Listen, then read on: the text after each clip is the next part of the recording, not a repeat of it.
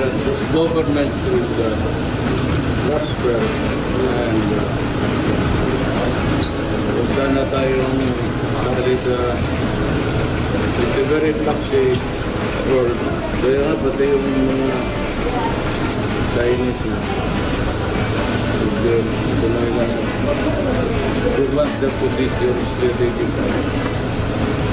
My wish is that we will just continue to progressive and prosper. Hindi tayo kasali dyan na gulo-gulo sa